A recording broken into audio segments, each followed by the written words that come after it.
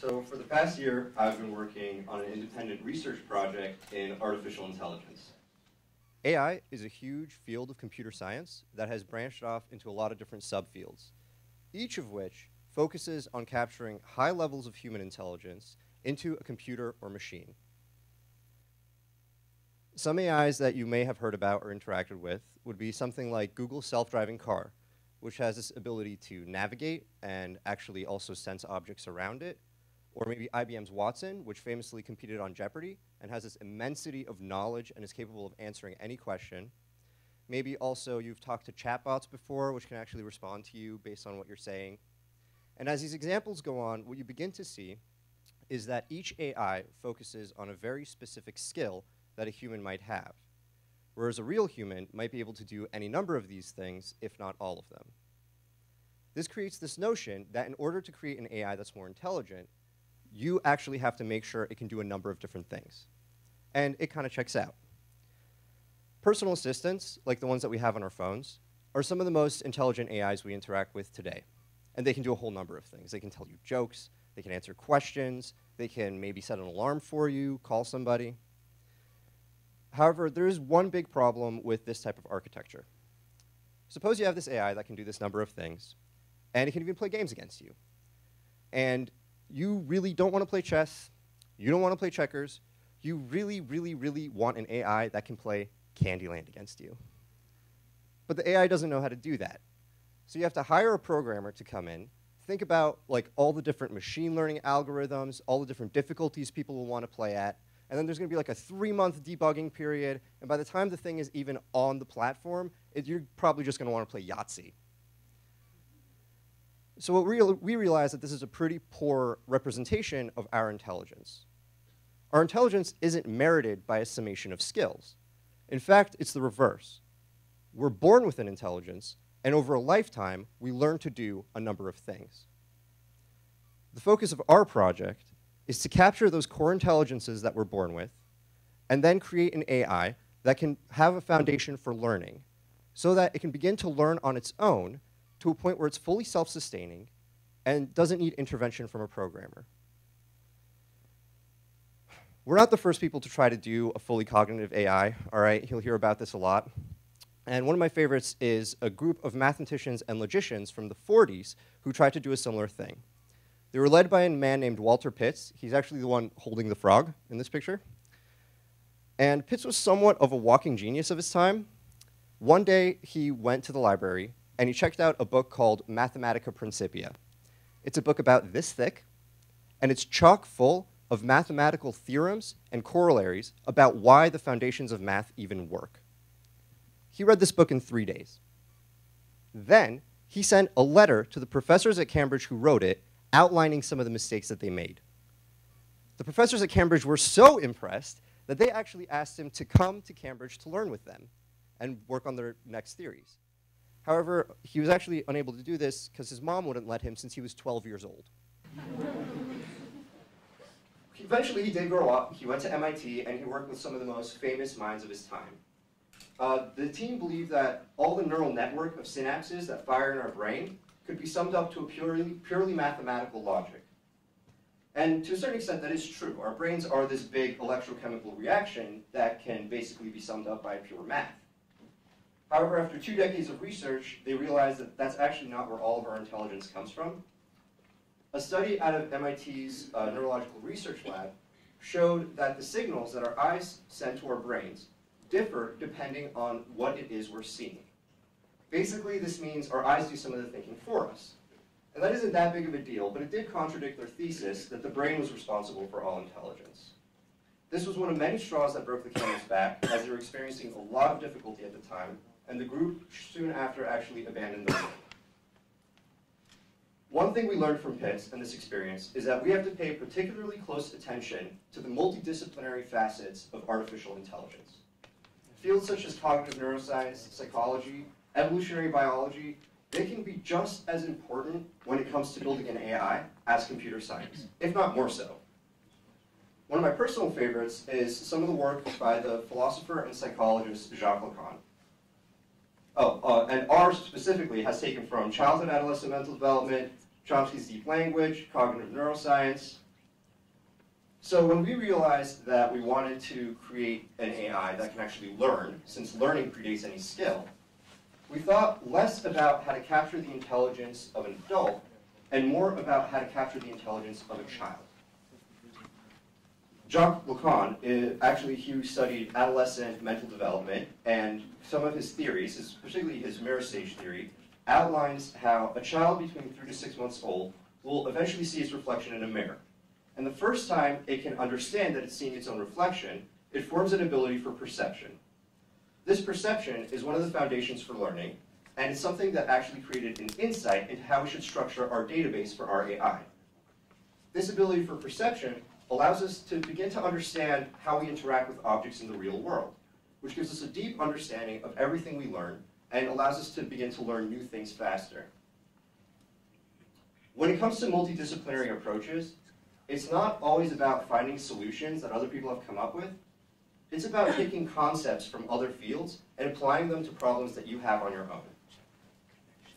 These different concepts give you insight into how you can approach your problems and have actually led us to identify these core qualities that a childlike AI would need to have: infinite understanding, infinite inputs and outputs, and infinite growth.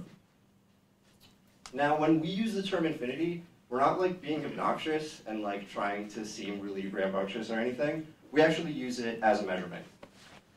With infinite understanding, humans capable of like experiencing different things every day, no matter what, and can process and comprehend all of it. One easy way to see that is with how we interpret sentences. If you look into the coding architecture of some of the world's best AIs right now, you'll eventually see tens of thousands of lines of sentences that are just what the AI is expecting to hear and what it should do if it hears that specific sentence. So up on the board, we actually have just a bunch of different ways you could ask for the battery level, and then the AI would just report that back to you. What you can realize from this type of structure is that the AI never fully understands what you're talking about. It's just trying to find a word-for-word match for something that you said. This is also why a lot of AIs have some sort of ultimate safety response, such as, "Here, let me Google that for you." If you decide to continue on with this type of architecture, you run into a problem pretty quickly. A simple 5-word sentence in the English language can be said in over 2 octillion different ways. So if you really want to capture every single possible sentence a human could ever possibly say, it's going to be impossible to capture it into a computer. Okay, now this is a pretty big number. 2 with 27 zeros behind it. And just so you can visualize how big this is, it's about the same as our national debt multiplied by our national debt times 12.53, but I'm not going to draw any hairs. So our solution to this is twofold. First, we make sure that the AI can understand each word separately, and then we make sure that it can understand the words once they're strung together in a sentence. For the last 9 months, we have been doing research, and the last 3 months, we've started to code this database. So for the first part, we get the deep understanding of each word based off of the perceptual engine that was inspired by Lacan. And then what we do is apply those deep understandings of each word into a linguistic structure that mirrors kind of something like Chomsky's deep structure. So we've done this for the last 3 months, and we'll be moving on to this for the next 5 months, just so you're aware of where we are in the project.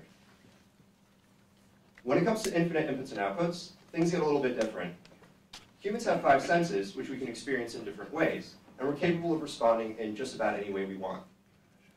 With computers, you can pretty much plug and play them into anything. So the way this clicker is hooked up to that computer right there, or the way you hook up your iPhone or your iPod just to make sure it can charge. The computer can just go with it no matter what. And this takes a very special type of programming architecture. It means that no matter what you attach your AI to, it would have to be able to adapt and understand that this is the thing that you want to do, and it has to rewire itself as soon as you're doing it. So if you wanted to say, oh, today I want my AI attached to a coffee maker so it can make me coffee, and then tomorrow I want it to be hooked up to the pressure sensor so it can tell me if someone's coming at the front door. We spent the last winter break actually making sure we had a programming architecture that allowed us to do this, and it was inspired by the way our brain is able to actually rewire itself over time with neuroplasticity. When it comes to infinite growth, things get even weirder. Once you achieve this critical intelligence, where you can begin to teach an AI and it can learn things on its own, you don't actually actively have to program it. It'd be a lot like raising a child. So one easy way to see that is with a simple example. Suppose you ask your AI about the L train and if it's having any delays, but the AI doesn't know how to do that.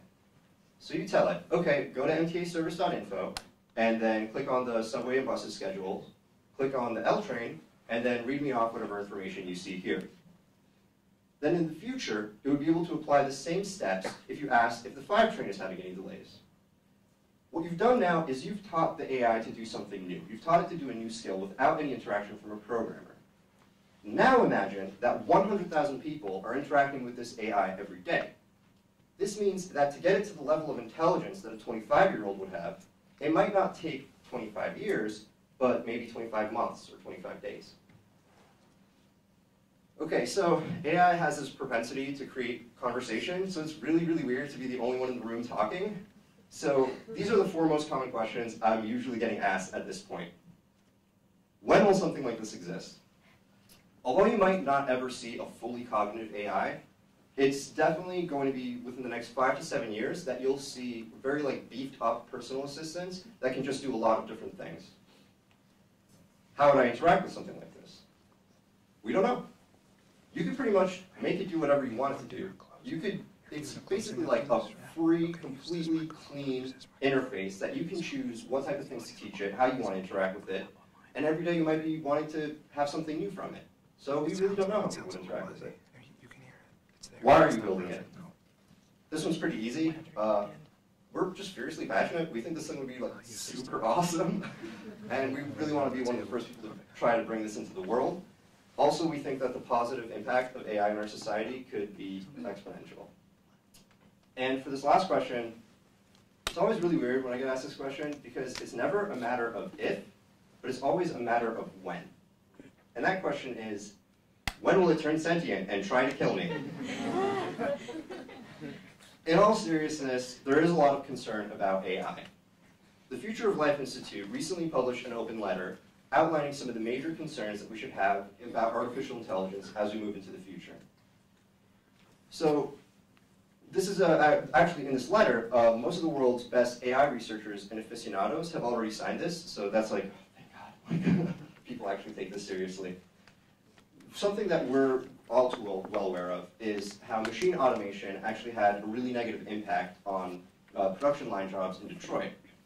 But a fully cognitive AI could have an equally, if not worse, impact on cognitive and white-collar jobs that you could basically just teach something how to do it. So you will have people in the future who say, oh, but the benefits of AI taking over our jobs overnight far outweigh the cost. We're going to be more efficient. But it's so hard to quantify, let alone justifying something like that, that it should have never been thought in the first place. Another major concern would be some of the ethical choices that machines and AIs might have to make. And this one might actually be sooner rather than later. You see with autonomous cars right now, suppose the car is driving along, and it turns a corner, and it sees an accident. Now, it knows it can respond faster than a human. It's a machine. But its only 2 choices are either continue forward or try to veer off the road. These aren't the types of questions any one person is going to answer on their own, and it's certainly not going to be a programmer. So just like bringing an AI into this world is going to be multidisciplinary with trying to build it, making sure it can actually be integrated into society in a positive way will also be very multidisciplinary. One way in which we like to see the benefit AI could have in society is through this quote. Technology will help relieve us of the repetitive tasks that can be modeled and precisely formulated to be automated, freeing us to deal with the exceptions, the management, and forecasting, looking ahead and around the corners, as well as focusing our energy, imagination, and intelligence on the next frontiers, on creativity, innovation, and inventing great futures for ourselves and others.